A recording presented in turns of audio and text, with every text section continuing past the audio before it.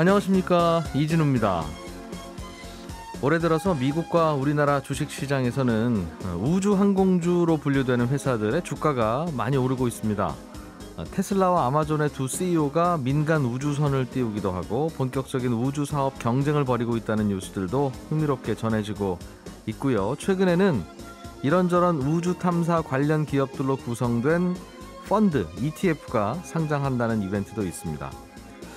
우리나라의 우주항공기업들의 행보도 또 빨라지고 있고 대규모의 투자에 나선다는 기업들의 소식도 이어지기도 했는데요. 오늘 금융시장 동향 시간에는 요즘 주식시장에서 흥미를 끌고 있는 우주항공주들의 최근 이벤트와 또 최근에 기록적인 실적을 냈죠. 넷플릭스, 여전히 늘어나는 국내 콘텐츠 산업의 수요와 시장 상황까지 쭉 살펴보겠습니다. 1월 22일 금요일 손에 잡히는 경제 광고 듣고 바로 돌아오겠습니다. 경제 뉴스들 먼저 챙겨 들어보겠습니다. 오늘은 어예진 경제전문기자, 어서 오십시오. 안녕하세요. 최근에 뉴스가 반도체가 부족해졌는데 이게 자동차 반도체라고. 네. 자동차 반도체가 부족해서 자동차 회사들이 조업을 멈추기까지 한다. 네. 그런 뉴스가 있습니다. 네. 자동차 반도체가 어디에 들어가요? 안 들어가는 데가 요즘엔 없는데 보통 한 대당 200에서 400개 정도 반도체가 들어가거든요. 엔진이나 변속기 제어할 때뿐만 아니라 안전띠 매지 않았을 때 띵띵 소리 나는 것도 반도체가 필요하고요. 특히 요즘에는 첨단 그 운전자 보조 시스템이라고 차량 앞뒤 옆에 환경 정보에 파악해주거나 직접 제어해주는 그 ADSA 시스템 역시 반도체가 꼭 필요합니다. 그럼 없으면 못 만들겠네요. 그렇죠. 그래서 공장이 멎었어요? 네. 지금 저번 주까지만 해도 글로벌 완성차 업체 공장이 멈췄다 이런 얘기가 있었는데 결국 국내 완성차도 공장을 멈춘 곳이 생겼습니다. 이 자동차 반도체 품귀 현상이 작년 12월부터 사실 좀 스물스물 나왔었는데 폭스바겐 같은 경우에는 1분기 생산량을 조절하기로 했고요. 아우디 같은 경우에는 직원 10,000명 이상 휴직에 들어갔습니다. 포드는 며칠 전부터 한 달간 독일 공장을 폐쇄하기로 했고 미국 공장 역시 일시 중단하기로 하는 등 글로벌 완성차 기업들이 잇따라 생산 차질인데 저번 주까지만 해도 국내 완성차 업계는 안정적으로 물량 확보하고 있다 아니면 수급 상황 보면서 대응하겠다 이런 입장이었는데 한국 GM이 어제 미국 GM 본사에서 공급받고 있는 일부 차량용 반도체가 부족한 상황이라면서 당분간 특근과 추가 근무하지 않는 방식으로 생산을 줄이겠다 이렇게 전했습니다. 이건 여러 종류 중에 하나만 모자라도 자동차 못 만드는 거잖아요. 맞죠. 그러니까 특히 더 가장 부족한 반도체에 맞춰서 생산을 해야 되는데 자동차 업계 입장에서는 이 코로나 때랑 비슷하네요. 조업 못하는 거니까 결국은. 어쩌다가 반도체가 부족해졌어요? 가장 큰 이유는 이 코로나 때문에 반도체 생산 라인 증설이 지연됐기 때문인데요. 작년에 코로나 시작될 무렵에 중국과 유럽의 완성차 판매가 전년 대비 좀 감소 추세였습니다. 이런 상황이니까 차량용 반도체 공급사들 매출도 부진했을 거 아니에요. 근본적으로 사실 그 산업용 반도체 대비 자동차 반도체가 저마진입니다. 근데 또 기술 난이도도 좀 높거든요. 그래서 주요 공급사들이 이 매출 회복세에 상대적으로 도움이 되는 산업용 반도체 분야의 생산에 집중한 거죠. 그래서 대만의 TSMC 같은 파운드리, 위탁 생산 업체 역시 수익성이 높은 분야 위주로 생산을 하고 있습니다. 예를 들면 교육이나 게임용 PC, 태블릿, 스마트폰, 5G 관련 반도체인데 이게 비대면 경제 특수로 주문이 폭주를 해서 현재 풀 가동 중입니다. 그래서 마진이 적은 차량용 반도체가 후순위로 밀릴 수밖에 없는 거죠. 제조 공장에 손님들이 몰려서 PC용 반도체 휴대폰용 반도체 다 주문이 한 공장으로 몰리니까. 근데 또 수요가 예상보다 자동차 수요가 빠르게 회복되네. 작년 하반기부터 차량 판매량이 예년 수준으로 회복이 되니까 일시적으로 이 수급 불균형이 발생한 겁니다. 그래서 결국 도미노처럼 이 반도체 설계 주문부터 밀려서 생산, 패키징, 최종 완성차 조립까지 줄줄이 공급난 타격이 나타난 거죠. 평소에 한 100 정도 들어왔으면 요즘은 그럼 얼마나 되게 부족하게 만들어진다는 겁니까? 이거 언제쯤 풀린대요? 지금은 반도체 공급이 수요에 비해서 25%에서 40%가량 부족한 것으로 보고 있고요. 이런 수급 불일치가 가을까지 이어질 수 있다는 전망도 나오고 있습니다. 이거 그럼 반도체 먼저 확보하는 자동차 회사가 많이 만들어서 많이 파는 잠깐 그런 재밌는 경쟁이 벌어질 것도 같은데 우리나라 공장도 이게 안 돌아가기 시작하면 걱정이 되는데 잘 확보하고 있는지 모르겠어요. 한국 완성차 업체들은 상대적으로 좀 넉넉한 재고를 확보했어서 좀 예. 그간 남의 나라 얘기로 여겨졌는데 이번에 한국 GM이 생산량 조정하면서 좀 차질이 발생할 수 있다 이런 우려가 커지고 있어요. 현대차, 기아차 같은 완성차 업체들은 예. 한 달치 정도 반도체 확보하고 있는 것으로 알려졌습니다. 이게 마스크 같은 거면 우리도 공장 있잖아요. 반도체 네. 공장들. 아니 모르겠고 일단 우리 거 만드세요 할 수 있을 텐데 네. 또 그거는 아니라서 미리 또 약속한 거 만들어 줘야 될 거고. 알겠습니다. 아파트 청약하는 방법 중에 무순위 청약이라는 게 있죠. 이른바 줍줍. 네. 아무 자격 조건도 제한이 없고 맞아요. 뭐 일단은 운 좋으면 되는 거. 네네. 그래서 대개는 어떤 거 하나 나오면 뭐 전국에서 수십만 명이 몰리기도 하는데 맞아요. 이거 너무 이거 치열한 거 아니야 싶어서 제도를 좀 바꾼다는 소식이네요. 네, 맞습니다. 이 정부가 이런 과도한 쏠림 현상을 막기 위해서 규제책을 내놨는데 당장 오는 3월부터 무순위 청약 자격이 시, 군 같은 해당 지역에 거주하는 무주택자 성년으로 제한되는 건데요. 네. 예를 들면 서울 사람은 서울에서만 무순위 청약을 신청할 수 있고 예. 경기도 무순위 청약 신청은 안 된다는 겁니다. 그러니까 재당첨 제한 기간도 적용이 돼서 투기 과열지구는 무순위 당첨자라도 최장 10년, 조정 대상 지역은 7년간 다른 아파트 청약도 불가능하도록 했습니다. 지금까지는 아무나 다 됐어요?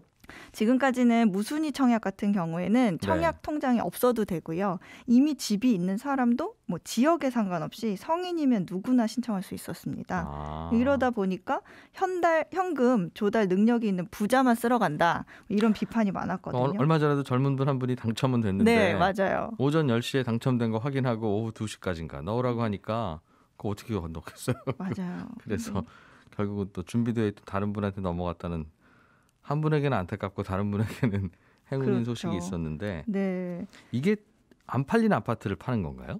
네, 분양을 처음에 해서 네. 뭐 계약이 취소된 거, 아까처럼 돈을 지급하지 못해서 계약이 취소되거나 어떤 부정적인 일로 계약이 취소된 경우 뭐 한두 가구 정도 그런 물량에 대해서 진행하는 건데 정말 주택이 필요한 분이 주변 시세 대비 낮은 가격에 주택을 소유할 수 있는 기회가 커지지만 뭐 일각에서는 결국은 그 지역에서 현금을 많이 가진 무주택자가 물량을 받아내는 거 아니냐, 무주비 되는 거 아니냐 이런 얘기도 있죠. 대개는 보통은 자격 있는 분들, 무주택 기간이 길거나 뭐 자녀가 많거나 한 분들을 우선으로 청약을 받잖아요. 네. 근데 그 과정에서 뭔가 문제가 생겨서 이분이 포기를 하게 돼서 그런 물량이 나오면 그 다음 후순위 미리 정해놨다가 하면 되는 것 같은데 왜 이거는 이 물량으로 빼서 하는지 모르겠어요. 아무튼 그렇게 바뀐다. 지역적으로. 요즘 신용대출이 많이 나가고 있다. 그래서 당국이 걱정하고 있다는 뉴스는 들었는데 고액 신용대출에 대해서 이거는 보통은 만기되면 다 갚거나 아니면 또 다시 연장하거나 평소에는 이자만 나가는 건데 맞습니다. 다달이 원금도 나누어 갚으라고 당국이 규정을 바꾸는 모양입니다. 네, 금융위원회가 고액 신용대출 원금 분할 상환 의무화 제도를 도입하겠다 밝히면서 뭐 예를 들어서 1억을 빌린 사람이라면 연 3% 금리에 1년 만기다 하면 이자와 원금 포함해서 매달 약 858만 원을 갚아야 한다는 얘기가 됩니다. 아직 고액 대출의 기준이 얼마인지 나온 건 없는데요. 금융권 안팎에서는 1억 원 이상이 될 거란 관측이 있습니다. 그러니까 빌린 사람별로 뭐 대출 금액에 따라 다르게 적용하는 핀셋 규제 방식도 검토하는 것으로 알려졌고요. 그러니까 뭐 연봉이 1억 원인 고객이 3억을 빌리면 연봉을 뺀 2억 원에 대해서만 나눠 갚는 식, 아니면 뭐 일부 대출에게만 적용하는 것도 고려 중이에요. 3억을 빌리면 30%인 9천만 원만 나눠 갚고 나머지는 종전대로 이자만 내고 만기에 갚는 방식입니다.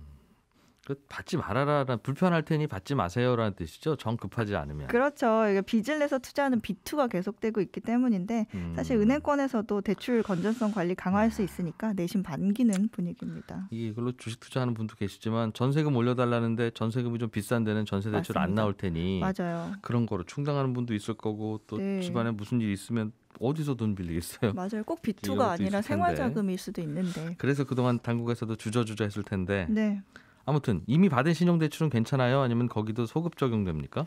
이전에 받은 대출에는 소급 적용하지 않기로 했고요. 마이너스 통장도 분할 상환 의무를 적용하지 않을 방침입니다. 구체적인 방식과 시행 시기는 3월에 발표할 예정인데 3월 발표라고 당장 뭐 4월부터는 아니고 유예 기간을 충분히 둔다는 계획입니다. 요거 이렇게 알려주는 이유가 급하게 먼저 대출 받고 또 그러지 말라는 거죠.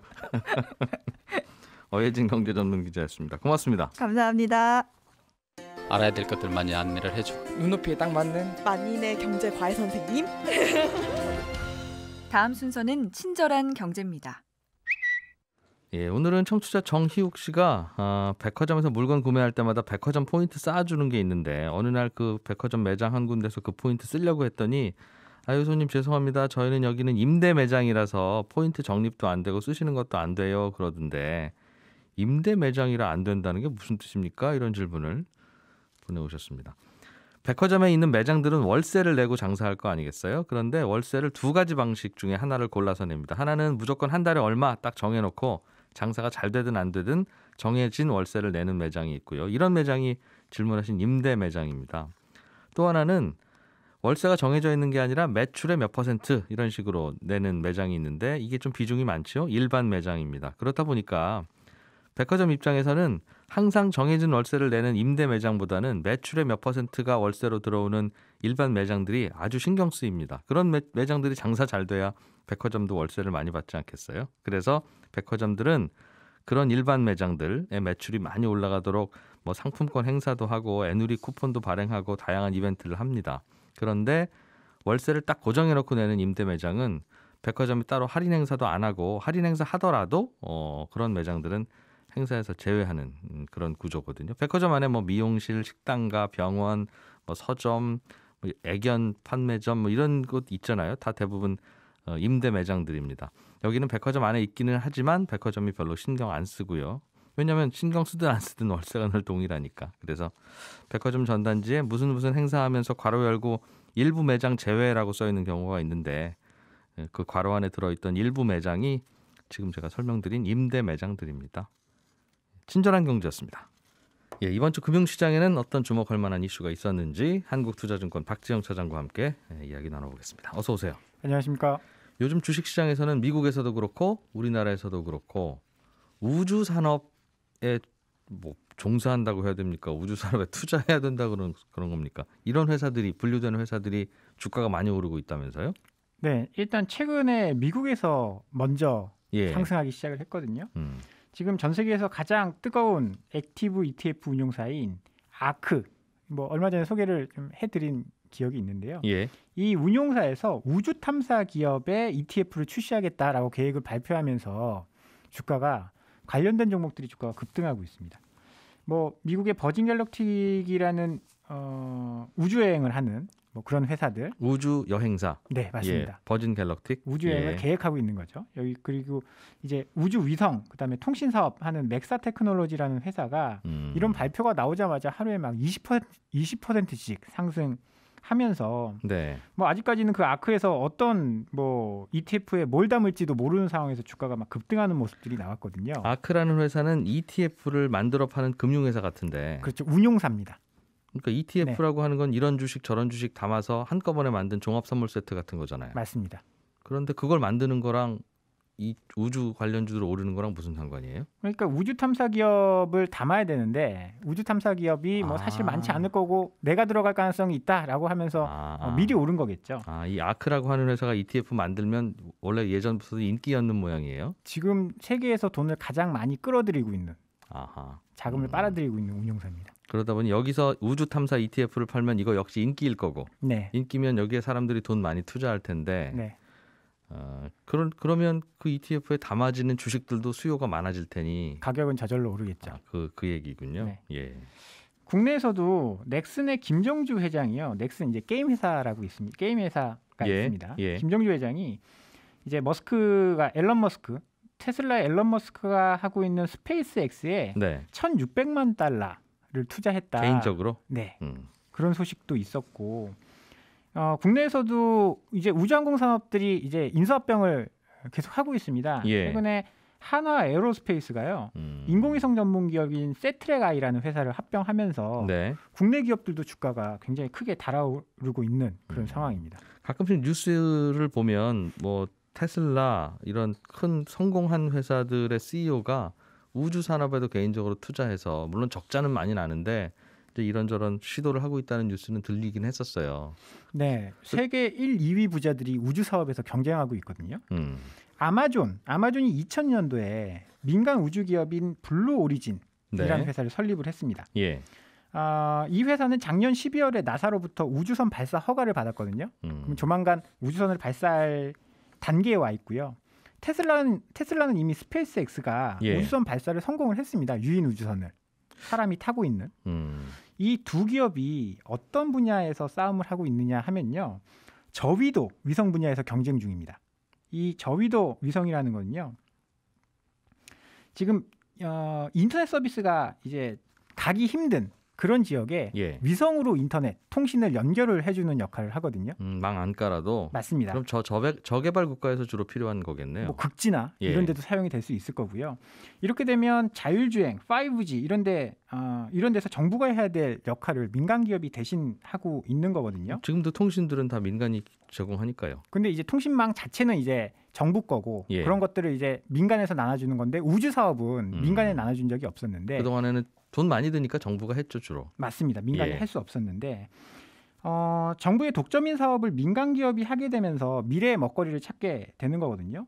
실제로 스페이스X라는 회사의 스타링크 사업, 네. 이건 저위도 위성 사업인데 이 통신 사업을 하면서 그 스페이스X는 예. 2025년까지 가입자 수 3천만 명을 목표로 하고 있습니다. 일단 위성을 띄워서 네, 그 동네는 인터넷 안 들어오는 동네지만 위성이 돌면 그 동네가 인터넷이 된다. 맞습니다. 그러면 그거 한 달에 얼마 내고 쓰는 거예요? 그렇죠. 지금 일반보다 훨씬 비싼데 네. 1인당 한 10만 원만 가정하더라도 이게 2025년에는 여기서 매출만 3조가 나오게 되는 거거든요. 그런 사업 하려고 우주선 발사 시험을 하는 거예요, 그러면? 그렇습니다. 위성을 쏘아 올리는 거죠. 저위성. 그 쏘아 올리는 비용 대비 돈이 돼요? 저는 보통 세계 1등, 2등 부자들이 이런 사업 하면 이분들은 이제 돈은 넉넉하고 어렸을 때 꿈이 있을 거 아니겠어요. 보통 이분들 어렸을 때는 보통 나는 지구를 지키겠어. 네, 내지는 우주를 정복할 거야. 맞습니다. 이런 꿈이 있었을 테니까 그거 실현하는 건가? 이런 생각을 하긴 했는데 이게 비즈니스로도 좀 의미가 있어요? 몇몇 보고서에서 보면요. 지금 스페이스X 같은 경우에는 이제 위성 발사 단가 자체가 굉장히 낮아지고 있거든요. 그래서 뭐 4, 5년 안에는 예. 이 구간에 진입을 할 것이다. 그런 보고서들이 나오고 있거든요. 실제로 저위도 위성 같은 경우에는 예. 사업성이 충분히 있는 것으로 분석이 되고 있습니다.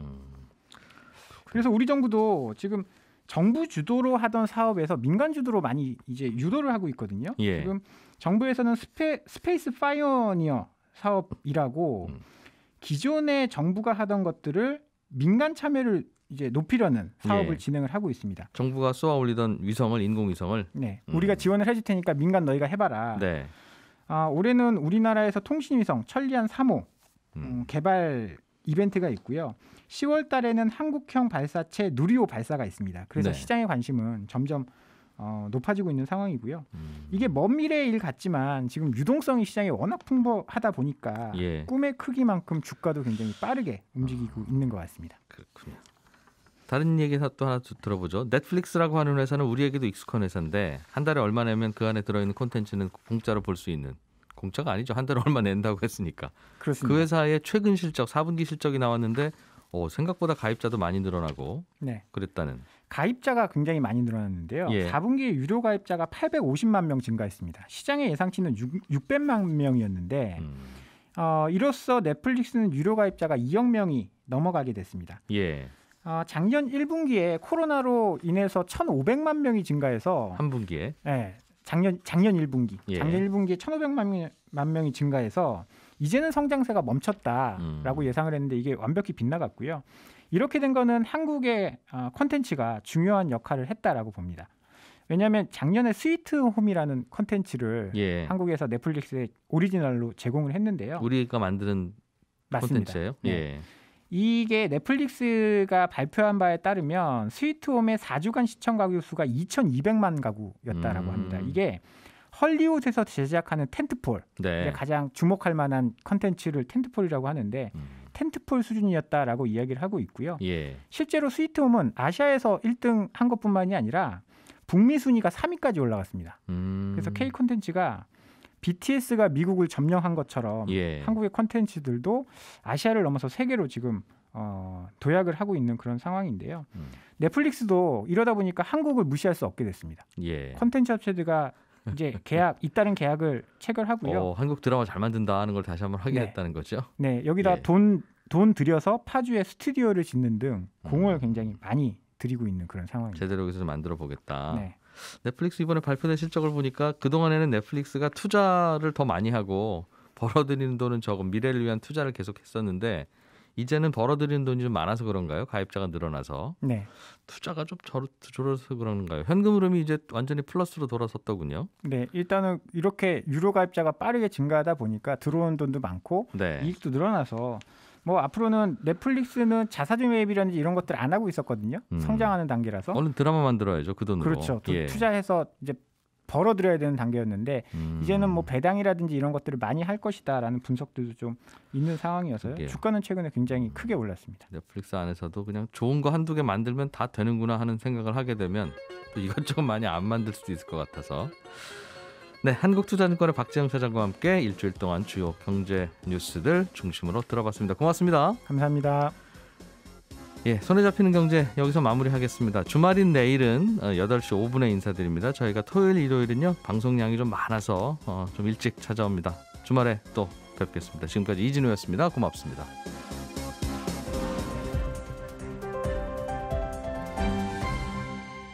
경제를 생각하는 사람들의 즐거운 습관. 이진우의 손에 잡히는 경제.